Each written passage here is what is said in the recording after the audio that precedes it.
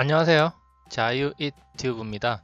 오늘은 리디노미네이션, 즉 화폐개혁이 부동산과 주식 투자자에게 어떤 영향을 미치는지, 그리고 만약에 화폐개혁이 일어났을 때 어떻게 대처해야 되는지에 대해서 한번 짚어보도록 하겠습니다. 본격적으로 영상을 보시기 전에 좋아요 버튼과 구독 버튼 눌러주시면 감사하겠습니다.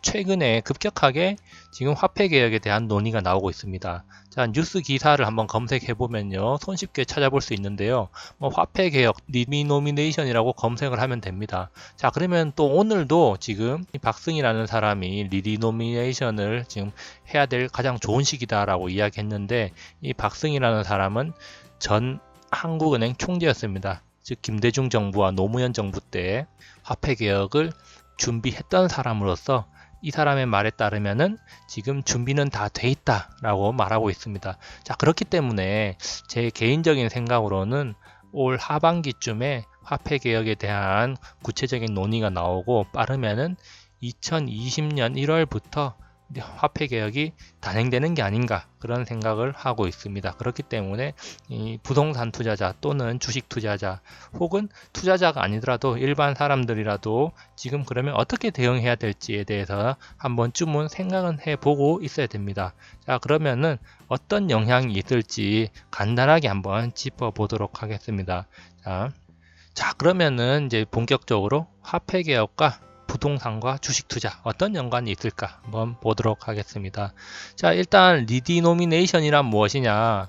자, 화폐, 지금 우리가 쓰고 있는 돈 단위를 바꾸는 것인데, 즉 숫자를 줄인다는 겁니다. 자, 지금 1,000원짜리가 얼마가 된다? 바로 1원으로 되는 거죠. 다시 말해서 이 공 3개가 빠지는 겁니다. 자, 공 3개가 빠지게 되면 어떤 효과가 있느냐? 자, 슈퍼에서 이제 1,000원짜리 과자 사 먹는다 이러면은 1원짜리가 되는 거죠. 자, 그러면 100원짜리 단위는 어떻게 되느냐?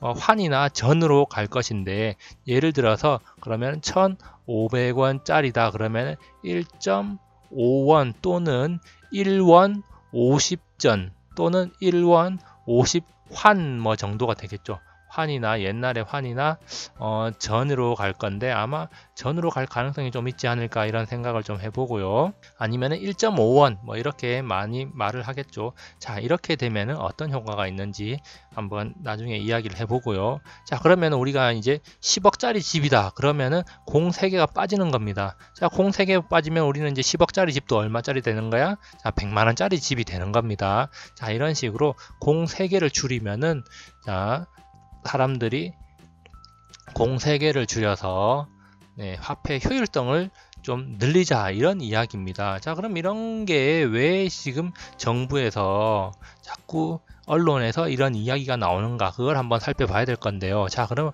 왜 하려는 것일까 이거를? 바로 표면적인 명분은 화폐 사용을 효율성을 지금 제고하기 위해서다. 자, 1달러인데, 자, 1달러에, 자, 우리 돈 얼마입니까, 지금? 140원 정도 되는데, 그냥 1,000원이라고 잡겠습니다. 자, 그러면은, 이 공 3개나 더 붙습니다. 마찬가지로 1유로 같은 경우도 지금 1,400원 정도 되죠. 그러면은 1,000단위가 넘어갑니다. 자, 그렇기 때문에 우리도 지금 이러한 선진국들에게 맞춰서 1원을 뭘로 하자? 1달러로 하자. 그러면은 우리 원화의 가치가, 상대적인 가치가 좀 격상되는 경우가 있다. 뭐 이런 이야기를 많이 하고 있는데요. 자, 일단은 표면적인 이유고요. 자, 구체적으로는 사실 경제를 살리기 위해서 이걸 좀 단행하려고 합니다. 사실 반대하는 사람들도 많죠. 자, 그렇지만 지금 정부 입장에서는 경제를 살리는 게 바로 급선무인데, 이 경제를 살리는 방법 중에 하나가 바로 리디노미네이션이라는 겁니다. 지금 화폐 개혁을 통해서 경제를 살린다. 돈만 바꾸는데 경제가 살 수 있을까? 많은 나라들이 이런 식으로 해서 경제를 살린 사례가 있기 때문에, 자, 이 방법을 쓰겠죠. 자, 그럼 왜 경제가 살아나는지도 좀 잠시 뒤에 한번 살펴보고요. 자, 그 다음에, 자, 지금 5만원짜리들 다 어디 갔습니까? 다 뭐 비자금으로 어디 가 있죠. 뭐 금고에 다 들어가 있고. 자, 이런 지하 자금들을 어떻게 양성화 시키는 겁니다. 돈의 단위가 바뀌게 되면은 그런데 묻혀있던 돈들이 다 어디로 나와야 돼? 다 은행으로 가서 돈을 바꿔야 됩니다. 자, 그 과정에서 돈이 다 신고가 되겠죠. 뭐 통장으로 들어가든가 현금이 다 신고가 됩니다. 자, 그러면 당연히 뭐가 돼? 거기에 따른 세수 확대가 있을 수가 있겠고요. 자, 그렇게 양성화된 돈들이 다시 음지로 들어가는 게 아니라 일부는 내수 경제를 활성화시키는데, 즉 소비를 하는 데 쓰이겠죠. 자, 결국에는 이것도 뭘로 연결이 돼? 바로 경제 활성화로 연결된다. 자, 그 이야기 하고 싶습니다. 지금 우리나라 경제가 상당히 어렵다고 하죠. 자, 그런데 내년에 뭐가 있습니까? 네, 바로 총선이 있습니다. 네, 선거가 있기 때문에 이 선거 때 사람들이 가장 민감하게 반응하는 게 뭐다? 그렇죠. 지금 경제가 아주 민감하게 반응하고 있습니다. 자, 사람들이 경제에 민감하게 반응하고 있기 때문에 경제를 못 살린 정권은 여러 차례 죽었습니다. 과거 역사를 보면은 경제를 부흥시킨 정부는 살아나는 경우가 많았고, 경제를 죽인 정부는 역사 속으로 또 사라져버린 패배하는 경우가 많았죠. 그렇기 때문에 지금 집권 여당 입장으로서는 경제를 살리는 게 급선무인데, 자, 가장 손쉽게 경제를 살릴 수 있는 방법이 바로 이 화폐개혁이라는 겁니다. 자, 그러면은 이 화폐개혁이 실행된다면 어떤 변화가 있을지 조금 더 구체적으로 한번 살펴보겠습니다. 자, 그러면 어떤 변화가 있을까? 첫 번째로 네, 빠른 물가 상승이 있습니다. 물가가 빠르게 상승하면은 안 좋은 거 아니냐. 네, 그렇게 이제 생각을 할 수가 있겠는데요. 자, 물가 상승은 근데 지금처럼 표면적으로 드러나지 않습니다. 자, 다시 말해서 이 착시 효과라는 게 나타나게 되는데, 자, 돈 단위가 1,000원에서 자, 1원으로 줄어든단 말입니다.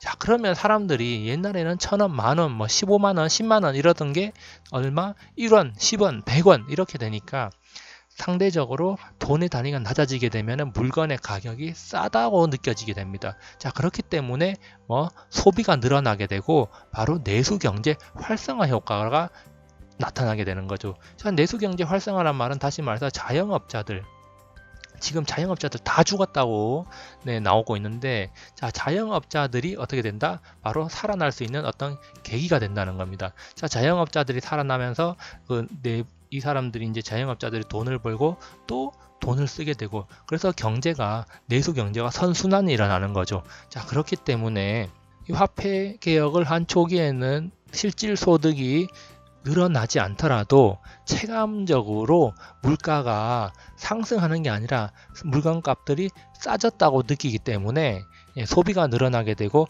여기에 따라서 내수 경제 활성화가 일어나는 겁니다. 근데 사실은 물가가 상승하게 되는 거죠. 네, 왜 상승하게 되느냐? 자, 우리가 마트에서 지금 1,500원짜리 하는 과자가 있다고 생각해 봅시다. 근데 이게 1.5원이 되는 거죠. 자, 근데 사실 1.5원보다는 얼마로 바꿀 가능성이 있어? 낮게는 59원 또는 1.99원으로 다 바꿀 가능성이 있습니다. 자, 그렇게 되면은 기업들이 은근히 이런 식으로 물건 가격을 다 올리게 되죠. 다시 말해서 0.5를 만드는 게 아니라 0.59 또는 0.99로 다 만들어 버리는 겁니다. 자, 그렇게 되면 물건의 가격들이 일시적으로 상승을 하는 그런 효과가 나타날 수가 있는데, 그런데 그렇게 상승을 하더라도 일반 사람들은 느끼기가 힘들다는 거죠. 왜? 화폐 단위 자체가 줄어들었기 때문에 그것들을 체감하는 게 좀 둔감하다는 겁니다. 자, 그리고 또 한 가지 긍정적인 측면이라면은, 자, 이런 식으로 이제 인플레이션이 일어나게 됩니다. 자, 이렇게 가파른 인플레이션이 일어나게 되면은 당연히 명목 임금이 상승하게 되죠. 다시 말해서 지금 200만 원을 받고 있던 사람이 인플레이션이 한 5% 정도 일어났다 그러면은 한 210만 원으로 월급이 상승하게 되는 겁니다. 즉 명목 임금도 상승하고, 사실 물건값이 싸게 느껴지기 때문에 체감 물가는 낮아진다고 할 수가 있죠. 그렇기 때문에 또 이런 과정에서 내수 경제 활성화라는 선순환 과정이 일어나게 되는 겁니다.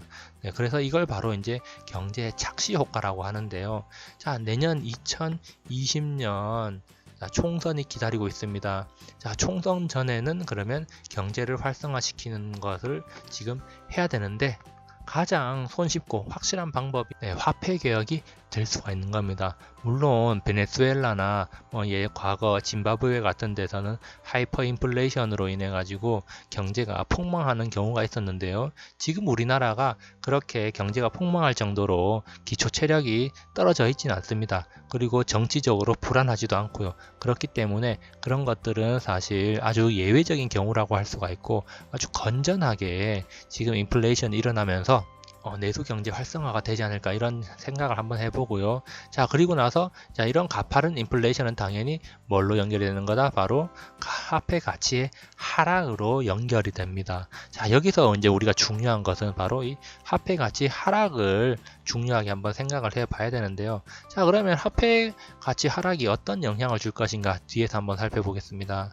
자, 그럼 화폐 가치가 하락이 되면 어떤 변화가 있느냐? 바로 실물 자산이 상승하게 됩니다. 실물 자산 가치가 상승하게 되죠. 자, 실물 자산이라는 대표적인 게 뭐가 있습니까? 바로 부동산이 있고, 그 다음에 또 주식이 있겠죠. 그 다음에 또 많은 사람들이 좋아하는 금이 있습니다. 자, 이런 것들은 이 가치가 그대로 고정되어 있는 거죠. 다시 말해서, 자, 지금 내가 집을 10억을 주고 샀다고 했을 때, 물론 지금 내가 이 10억이라는 현재 가치를 주고 매입을 했지만, 이 집이라는 물건은 그대로 가만히 있는 겁니다. 자, 금을 100만원치 샀다고 했지만, 이 금이라는 가치는 10돈을 샀다고 했을 때 그 10돈이라는 가치는 고정되어 있죠. 자, 그런 상황에서 화폐 가치가 떨어진다면은 당연히 이 금값은 상대적으로 올라가게 되고 부동산도 어떻게 가치가 올라가게 되는 겁니다. 즉 돈의 가치가 낮아지기 때문에 이 가치가 상대적으로 올라가는 것처럼 보이는 거죠. 사실은 고정되어 있는 겁니다. 자, 원래는 이렇게 고정되어 있는 건데 돈의 가치가 내려오다 보니까 이 돈의 관점에서 봤을 때 이 부동산의 가치는 더 위로 올라가 있는 것처럼 느끼는 거죠. 자, 주식도 마찬가지입니다. 기업의 가치가 돈의 가치가 떨어진다고 해서 기업의 가치가 그대로 떨어지는 게 아닙니다. 그렇죠? 자, 그렇기 때문에 이 주식도 기업의 가치가 고정되어 있고 기업은 또한 인플레이션으로 인해서 그 매출이 늘어나고 영업이익이 늘어날 가능성이 높기 때문에 이 기업의 가치는 오히려 상승하게 되죠. 그렇기 때문에 주식도 이에 맞춰서 상승을 하게 되는 겁니다. 자, 그래서 여기서 지금 이제 정부 여당의 바로 딜레마가 나오는 겁니다.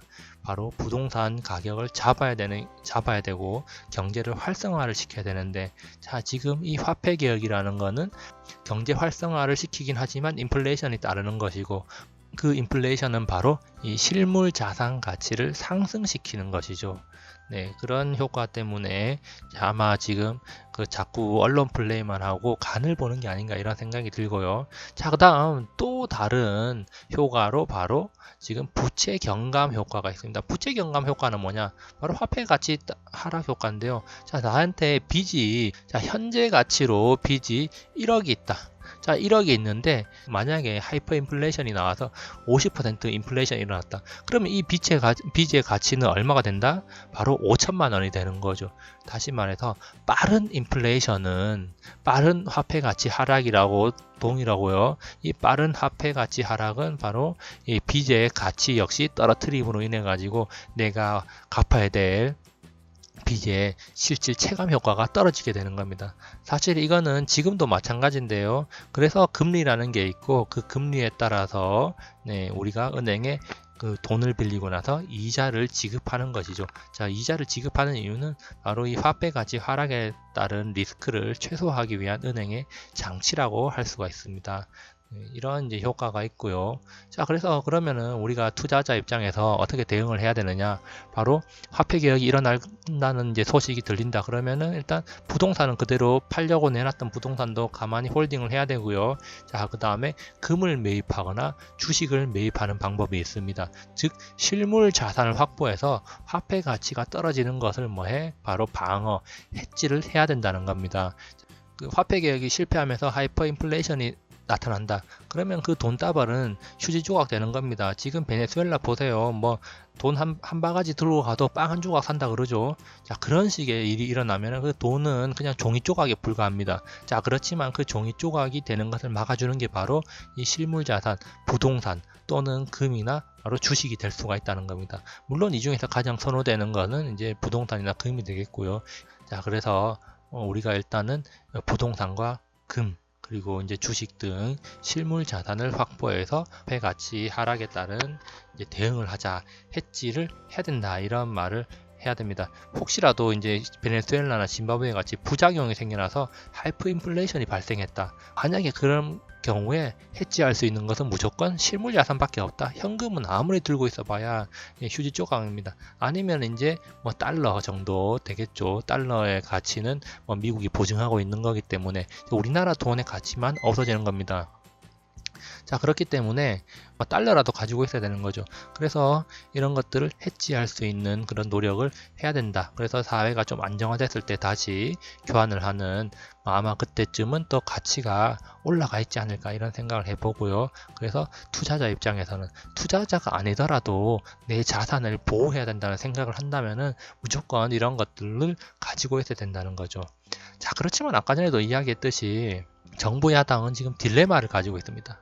지금 내수경제 활성화가 아주 중요합니다. 온 뉴스 기사를 보면은 지금 경제지표 떨어지고 경제 어렵다 그러고 설비 투자 기업들 안 하죠. 지금 실업률 치솟고 있습니다. 자, 그렇기 때문에 내수경제 활성화가 절실한 상황입니다. 자, 그럴 경우에 지금 가장 손쉬운 게 뭐야? 돈을 아무리 풀어도 지금 안 되죠. 자, 그럴 때는 화폐 개혁이 간단한 수단이 될 수가 있다는 거, 우리가 이제 많은 역사 속에서 우리가 살펴봐 왔고요. 우리나라도 지금 이제 이런 수순을 밟지 않을까 이런 생각이 됩니다. 자, 그렇지만 이 화폐 개혁을 하게 되면은 아까도 말했지만 부동산, 주식 등 실물 자산 가격이 상승하게 됩니다. 자, 그러면은 집 없는 사람들은 오히려 상대적 박탈감을 느낄 수밖에 없겠죠. 자, 주식 안 하던 사람들 상대적 박탈감 느낍니다. 열심히 뼈 빠지게 일해가지고 은행에 예금 적금 들었던 사람들 상대적 박탈감 많이 느끼게 될 수 있습니다. 자, 그렇기 때문에 이 부동산 가격 안정화가 될 수가 없습니다. 화폐 개혁이 되면은 무조건 인플레이션 일어나고요. 이런 부동산 가격 무조건 올라가게 돼 있습니다. 이거는 진리입니다. 자, 이거는 어찌할 수 없어요. 자, 그렇기 때문에 이 정부 여당으로서는 지금 경제는 살리고 부동산은 잡아야 되고, 자, 이런 모순적인 상황에 처해 있다는 겁니다. 자, 그렇지만 자, 화폐 개혁이 일어나면은 명목 임금이 상승하게 됩니다. 명목 임금이 상승한다는 것은 내 월급이 오른다는 거죠. 그리고 내가 쓸 게 좀 더 많아지고 상대적으로 가격이 체감 효과, 가격이 좀 저렴해지는 그런 걸 느낄 수 있기 때문에 내가 쓸 수 있는 게 많아진다는 생각을 하게 됩니다. 자, 사람들은 돈을 쓸 때 기분이 좋죠. 네, 그렇기 때문에 이런 상대적인 것들을 생각해 보면은 아마 내년쯤에는 지금 화폐 개혁이 진행되지 않을까 이런 생각을 해봅니다. 자, 지금 급격하게 화폐 개혁에 관한 뉴스들이 많이 나오고 있습니다. 자, 이렇게 뉴스들이 많이 나오는 이유는 한 두세 달 내에 어떤 중대한 발표가 있지 않을까 이런 생각을 한번 해보고요. 자, 그래서 서서히 준비를 한 다음에 내년 1월 1일부터 화폐 개혁이 단행된다 이런 발표가 나오지 않을까 한번 이런 생각을 좀 해보게 됩니다. 자, 그러면은 지금 이미 이런 뉴스가 나오고 있기 때문에 빨리 움직이는 사람들은 벌써 움직이고 있는 걸로 파악이 되고 있습니다. 자, 그래서 내년에 어떻게 될지 모르겠지만 어쨌든 언제가 되든 이 리디노미네이션은 한 번쯤 진행이 돼야 됩니다. 우리나라 돈의 가치가 지금 많이 떨어지고 단위 자체가 크죠. 그렇기 때문에 언젠가는 진행될 거기 때문에 항상 화폐 개혁이 진행된다는 거 염두에 두면서 우리가 생활을 해야 될 겁니다. 성공 투자하시면서 자신의 자산을 늘려 나가시기 바랍니다. 네, 감사합니다.